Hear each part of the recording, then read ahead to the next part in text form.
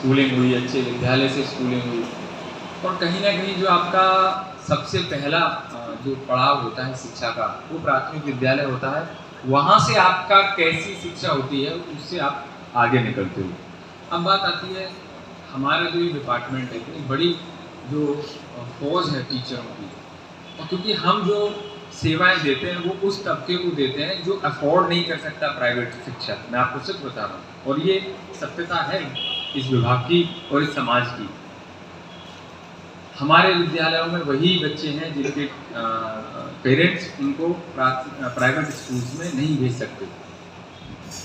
और मैं ये भी मानता हूँ कि अभी 4-5 साल में इतना आमूलचूल परिवर्तन इस डिपार्टमेंट में हुआ है, इस विभाग में हुआ है, कि हम लोग प्राइवेट जो स्कूल्स हैं उनसे कहीं आगे हैं। जब मैं ये मॉडल देख रहा था, मेरे स्कूल में भी 20 नंबर का पेपर होता था, सब्जेक्ट होता था कला और संस्कृति, उसमें आर्ट वगैरह बनाना होता था और एक मॉडल बनाना होता था। तो हम लोगों का वो 6 से लेकर 9 तक चलता था और हम लोग मॉडल बनाते थे। ये अगर आप देखेंगे ना, बहुत से लोग यहाँ पर है कि यार बच्चों ने ये बनाया है, अगर इसके पीछे आप डीप जाएंगे वो एक इमेजिनेटिव है। मैं आज ये सोचता हूँ कि जब मैं 6ठी क्लास में था तो हम लोगों ये था कि भाई जीवन में क्या करना है, हर पेरेंट्स को भी ये रहता है कि बच्चों को क्या कराना है। अच्छा, हमारे पेरेंट्स थे वो बिल्कुल पढ़े ही नहीं थे, ना हमारे घर में कोई पढ़ा हुआ था। ये मेरी पहली पीढ़ी थी जो मैं पढ़ा, शिक्षा हासिल करी, सरकारी नौकरी लगी।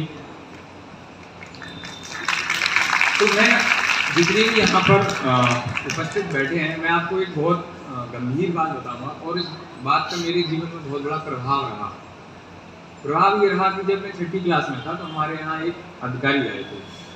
तो ये था कि भाई बच्चों को जैसे पढ़ाना है तो क्या एक लाइन पर ही चलें, क्या उसको बुकिस बनाए कि वो बस किताब ही पढ़ता रहे, गणित की और अंग्रेजी की, साइंस की, क्या वही वो रटता रहे।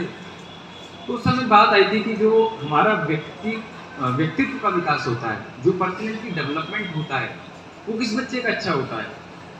क्या वो जो किताबें ही पढ़ रहा है उसका अच्छा है, या और चीज़ों में भी प्रतिभाग कर रहा है उसका अच्छा है। तो उस समय हमारे ऊपर इतना असर रहा। बच्चों, इस बात को आप भी लेके जाएं, चाहे यहाँ पर जितने भी हमारे सरकारी टीचर हैं, अध्यापक हैं, या पेरेंट्स भी आए होंगे, आप अपने बच्चों को किसी भी चीज़ में पार्टिसिपेट करने से मत रोकिए। उसको पार्टिसिपेट करने दीजिए, उसको खेलने दीजिए, उसको चित्रकला में भी जाने दीजिए, उसको सामान्य ज्ञान में भी जाने दीजिए, उसको भाषण भी देने दीजिए। मैं बता रहा हूँ, जब वो बच्चा 5-6 साल ये सब करके निकलेगा ना, उसको आपको कुछ समझाने की भविष्य में जरूरत नहीं है।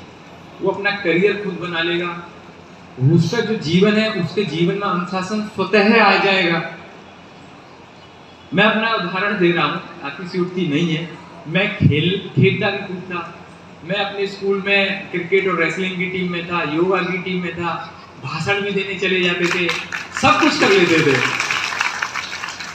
तो उसका असर ये रहा, और मैं आज जीवन में देखता हूँ तो सब कुछ जो मैंने चाहा था करियर में कि मुझे ये हासिल करना है, तो मुझे बड़ी आसानी से मिल गया, बहुत आसानी से मिल गया। मैं आपको सच बता रहा हूँ, क्योंकि जिस तरह का पारिवारिक माहौल था, हमारे पिताजी को यही नहीं पता था कि करियर होता क्या है। 10th 12th के बाद मैथ्स लेनी होती है, बायोलॉजी लेनी होती है, तो हम लोगों ने दोनों ले ली। मेरा 11th 12th मैथ्स और बायोलॉजी दोनों से है। बहुत कम स्कूलों में ये सुविधा रहती है, तो मेरे स्कूल में थी। लेकिन ये था कि सिविल सेवा में आना है, ये जरूर सपना था बचपन से। और जब मैं सिविल सेवा की तैयारी करने लगा तो मेरा जो ग्रेजुएशन था वो तो अलग सब्जेक्ट था, लेकिन मेरा जो रुचि का जो सब्जेक्ट था, जिसमें मुझे इंटरेस्ट आता था, जिसे मुझे पढ़ने में आनंद आता था, वो सोशल साइंस था। और सोशल साइंस, यहाँ काफ़ी टीचर हैं वो जानते होंगे, सोशल साइंस 3 बिंदुओं से बनता था, ज्योग्राफी, इतिहास और नैतिक शास्त्र। जानते नहीं जानते? तो मेरी ज्योग्राफी बहुत अच्छी थी। तो जब मैंने IAS के लिए जब सब्जेक्ट चुना तो मैंने ज्योग्राफी चुना, और मेरे उसमें बहुत अच्छे मार्क्स आए। जबकि मैंने वो अपना सब्जेक्ट लगभग 6 साल बाद खोला था। 10 के बाद तो आप मैथ्स बायोलॉजी वाली लाइन में चले गए, फिर आपने बीटेक करी, फिर आपने तैयारी में फिर ज्योग्राफी ली। लेकिन क्योंकि मेरी रुचि थी उस चीज़ में और उसने मुझे बहुत अच्छे नंबर दिलाए और बहुत अच्छी सफलता। तो बच्चों इस बात से मैं ये बताना चाहता हूँ, जितनी भी हमारी टीचर हैं, इंटरेस्ट, आप किसी भी चीज में जिस दिन आप रुचि ले लेंगे और उसके आप मास्टर बन जाएंगे, चाहे वो कुछ भी हो, उसमें आपको सफलता मिलनी ही है, ये आप मान के चलें। और अपने आप पे भरोसा रखें, किस परिस्थिति से आप आते हैं, किस स्थिति से आते हैं, उस पर कोई वो नहीं। अगर मेरे जो फादर थे हमेशा एक बात कहते थे कि धैर्य और मेहनत, हिम्मत, मेहनत मतलब हार्ड वर्क, इसका कोई रिप्लेसमेंट नहीं है, कोई भी रिप्लेसमेंट नहीं है। आप ये कहो कि साहब हम शॉर्टकट ले लें, नहीं चलने वाला, आपको हार्ड वर्क करना ही पड़ेगा। और जिन बच्चों में ये दो चीज़ें होती हैं, हिम्मत होती है और धैर्य होता है, वो सफलता निश्चित ही चुनेंगे। आपकी सफलता 1 साल 2 साल लेट हो जाएगी, लेकिन आपको मिलेगी मिलेगी, ये तो आप निश्चित ही मान के चलें।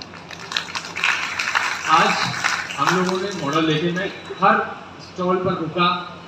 मैं जब इस प्रोग्राम में आया था तो मैंने कहा 10 मिनट, सिर्फ 10 मिनट का ही टाइम है और मैं 10 मिनट से ज़्यादा नहीं दे पाऊँगा क्योंकि मीटिंगें लगी हुई हैं, थोड़ा विलम्ब हो गया था।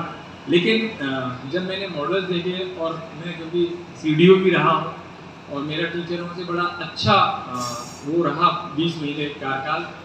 हर बृहस्पतिवार को मैं एक स्पेशल डे रखता था टीचरों की समस्याएं सुनने के लिए, दोपहर को 3 बजे के बाद। वहाँ बहुत अच्छा काम हुआ, तो मैं मानता था कि यहाँ के टीचर बहुत अच्छे हैं। लेकिन जब मैंने यहाँ का प्रोग्राम देखा और यहाँ का लेवल देखा, तो निश्चित ही यहाँ के टीचर और आपका जो डिपार्टमेंट हमारे BSA साहब चला रहे हैं और डाइट मैडम जो चला रही हैं, ये तो बहुत ही नेक्स्ट लेवल है। और जो टीचर मुझे बता रहे थे जिस तरीके से, और इसलिए मैं हर उस पर स्टॉल पर रुका, कहीं कम समय दिया, लेकिन मैंने देखा जरूर, समझा जरूर। अब हमारी ड्यूटी देखिए ये है, ये मैं हर टीचर से कहता हूँ, हम लोग आप पर इतनी मॉनिटरिंग नहीं कर सकते, तो इतना हमारे संसाधन नहीं है कि यहाँ पर जितने भी प्राथमिक विद्यालय हैं हम उसमें हर जगह कैमरा लगा दें या इंस्पेक्शन लगा दें। लेकिन आप मान के चलिए, आज जो आप समाज में हैं,